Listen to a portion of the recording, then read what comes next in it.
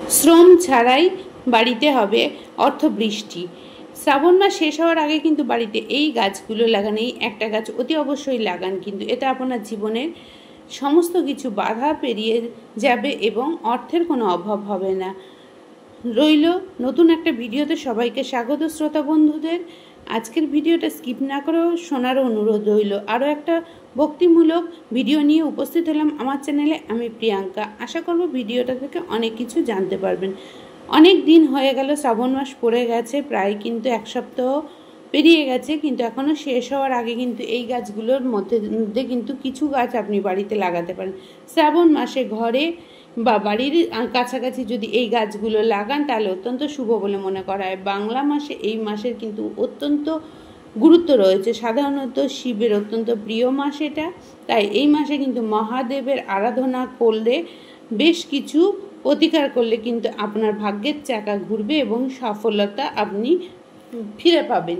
এবং শুধুমাত্র তাই না, শ্রাবণ মাসে বাড়িতে কিন্তু শিবের পছন্দের গাছ লাগালে কিন্তু ঘরে সুখ সমৃদ্ধি বয়ে আনবে।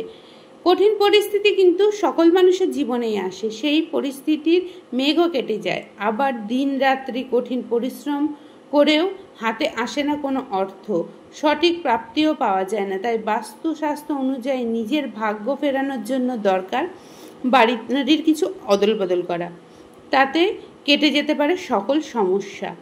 শ্রাবণ মাসে ঘরে গাছ লাগানো শুভ বলে মনে করা হয় এবং বাংলা মাসে এই মাসের কিন্তু অত্যন্ত গুরুত্ব রয়েছে।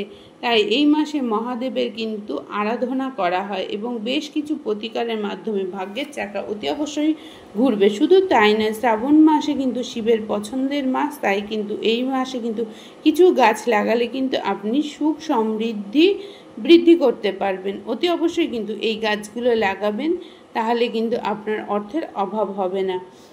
বেশ কিছু মূল্যবান গাছ রয়েছে যেগুলো কিন্তু অবশ্যই বাড়িতে লাগানো উচিত।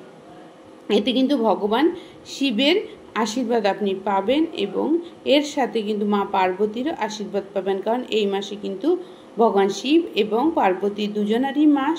তাই কিন্তু এই মাসে কিন্তু সমস্ত দেবদেবীর আশীর্বাদের সাথে কিন্তু শিব পার্বতীর আশীর্বাদও পাবেন। তা এই গাছগুলো এবার কি লাগাবেন সেগুলো কিন্তু বিস্তারিতভাবে আলোচনা করা যাক। আশা করব ভিডিও থেকে অনেক কিছু উপকার আপনাদের হবে। সেই উপকারের মাধ্যমে যদি একটু আধটু কিছু উপকার হতে পারে, তাই কিন্তু এই গাছগুলো অবশ্যই বাড়িতে লাগান।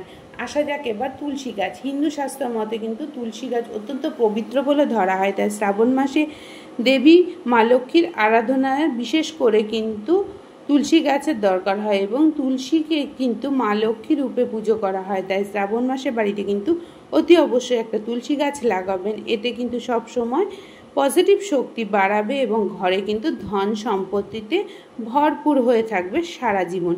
পরবর্তী গাছ হচ্ছে বাস্তুদোষ কাটানোর জন্য শমী গাছ। শমী গাছটা অত্যন্ত পবিত্র বলে মনে করা হয়, তাই শমী গাছ কিন্তু ভগবান শিবের অত্যন্ত প্রিয় গাছ।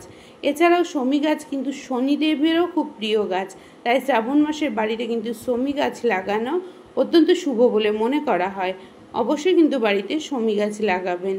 এর পরবর্তী আরও বিশেষ কিছু গাছ আছে যাতে কিন্তু আপনি বাস্তু দোষ থেকে মুক্তি পেতে পারেন। বাড়িতে লাগালে কিন্তু সুখ সমৃদ্ধি এবং শান্তি বজায় থাকবে এবং ঘরে কিন্তু শমী গাছে লাগালে কিন্তু আপনার জন্মকুণ্ডলিতে যদি কোনো শনির প্রতিকূল অবস্থা থাকে সেটাও কিন্তু আপনি মুক্তি পেয়ে যাবেন এই শমী গাছের মাধ্যমে। এর পরবর্তী গাছ লাগাবেন বেল গাছ। ভগবান শিবের পুজোতে কিন্তু বেলপাতা কিন্তু অতি অবশ্যই লাগে। বেলপাতা কিন্তু অতি অবশ্যই পছন্দের কিন্তু ভগবান শিবের, তাই বেলপাতা নিবেদন করবেন। ভগবান শিবের কিন্তু আপনি আশীর্বাদ পাবেন এবং ভগবান শিব কিন্তু প্রসন্ন হবেন। আর এই মাসে কিন্তু বেলপাতা দিয়ে পুজো করবেন এবং বেল গাছ লাগালে কিন্তু শিবের আশীর্বাদ আপনি পাবেন অতি অবশ্যই। আর কথিত আছে কিন্তু দেবী পার্বতীও বেলপাতা পছন্দ করে, তাই শ্রাবণ মাসে বেলপাতা বা বেল গাছ দিয়ে পুজো করলে লাগালে এবং বেলপাতা দিয়ে পুজো করলে কিন্তু ভগবান শিব এবং মা পার্বতীর আশীর্বাদ পাবেন। পরবর্তী গাছ হচ্ছে আমলকি গাছ। জ্যোতিষশাস্ত্র অনুসারে কিন্তু আমলকির একটি ধার্মিক ও আয়ুর্বেদিক গুণ রয়েছে, হাজারো হাজারো গুণ। এই গাছগুলো কিন্তু ঘরে লাগালে বা বাড়ির আশেপাশে লাগালে কিন্তু সুখ শান্তি সমৃদ্ধি বয়ে আনতে পারে। এরপরে কিন্তু আপনার কিন্তু বিষ্ণুদেব এবং অন্যান্য দেবদেবীর আশীর্বাদ পেতে পারেন এবং সারা জীবন আপনি ফিট থাকতে পারবেন ও সুস্থ থাকতে পারবেন। তাই কিন্তু আমলকির রসও খেতে পারেন রোজই। তারপরের গাছটি হচ্ছে পিপল গাছ।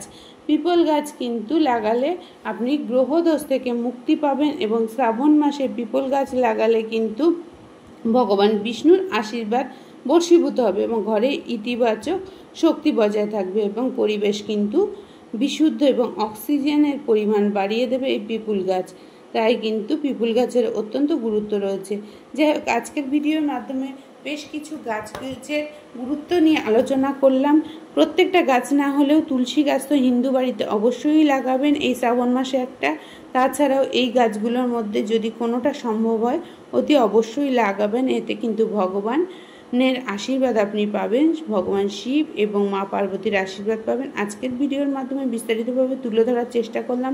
ভিডিওর কোনো অংশ যদি ভালো লেগে যায় তাহলে লাইক, শেয়ার, সাবস্ক্রাইব করে আমার চ্যানেলের সাথে যুক্ত হওয়ার অনুরোধ রইল।